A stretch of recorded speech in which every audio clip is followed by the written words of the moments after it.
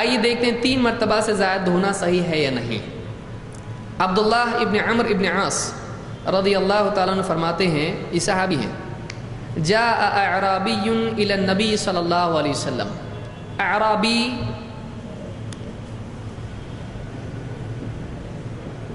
اعرابی کے معنی کیا ہے؟ دیہاتی، عرب کا یعنی دیہات کا رہنے والا۔ جاء اعرابی الی النبی صلی اللہ علیہ وسلم، ایک دیہاتی صاحب اللہ کے نبی صلی اللہ علیہ وسلم کے پاس آئے، یسألہ عن الوضوء، اور آ کر پوچھا وضو کے بارے میں۔ آنے کا مقصد کیا تھا؟ یسألہ عن الوضوء، آ کے پوچھا کہ وضو کے بارے میں پوچھ رہے تھے، وضو کیسے کرتے ہیں۔ فَأَرَاهُ الْوُضُوءَ ثَلَاثًا ثَلَاثًا، تو اللہ کے نبی صلی اللہ علیہ وسلم نے ان کو وضو کر کے دکھایا، کتنی مرتبہ؟ 3 مرتبہ۔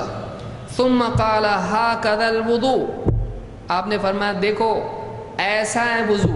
ہاکذا عربی زبان میں ہاکذا کی کیا معنی ہے؟ ایسا۔ ہاکذا ایسا ہے کیا؟ الوضو، وضو ایسا ہوتا ہے۔ کتنی مرتبہ بتایا ہے؟ اسی لیے ہم نے شروع میں جو کہا کامل وضو کیا ہے؟ یہ وضو ہے۔ تو ایک عام آدمی جو آیا ہے جس کو زیادہ باریکیوں میں پیچیدگیوں میں نہیں جانا ہے، وضو بتاؤ ہم کو کر کے، آپ نے کہا 1 بار بھی چلے گا، 2 بار بھی چلے گا، اس کو زیادہ کچھ نہیں بتایا آپ نے سمپل کر کے بتایا، اور کتنی مرتبہ کیا؟ 3، اور بولا ایسا وضو ہے۔ تو معلوم ہو پرفیکٹ وضو آپ نے کر کے اس کو بتا دیا، زیادہ مسئلے مسائل اس میں چھیڑے نہیں۔ تو یہ کتنی مرتبہ تھا؟ 3۔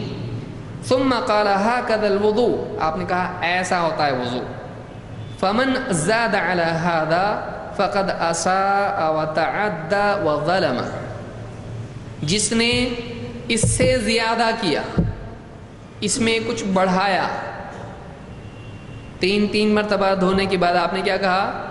جس نے اس سے زیادہ کیا، اس میں بڑھایا، فقد اساء برا کیا، ساء کا مطلب ہوتا ہے سیئ، جسے سیئہ گناہ کو کہتے ہیں، برائی کو کہتے ہیں۔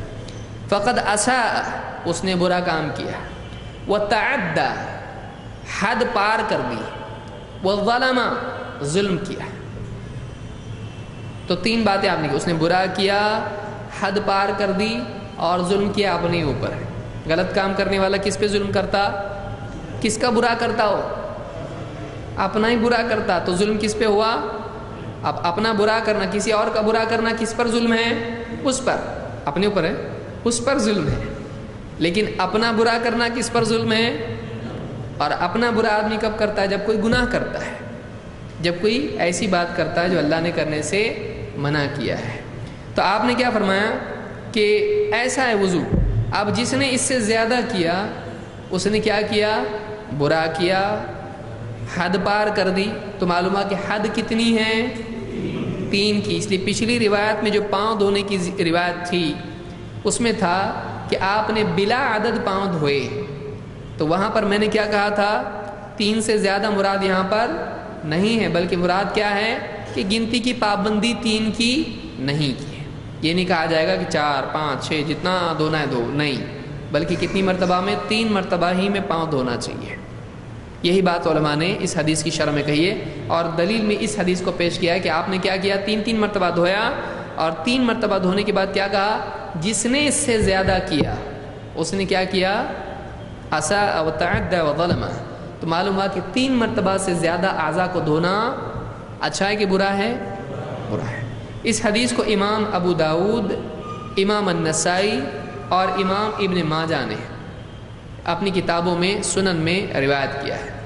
یہ ترمذی میں نہیں ہے، باقی 3 کتابوں میں ہے۔ تو یہ حدیث ہم کو بتا رہی ہے کہ 3 سے زیادہ مرتبہ دھونا صحیح نہیں، اعضاء کا 3 سے زیادہ مرتبہ دھونا صحیح نہیں۔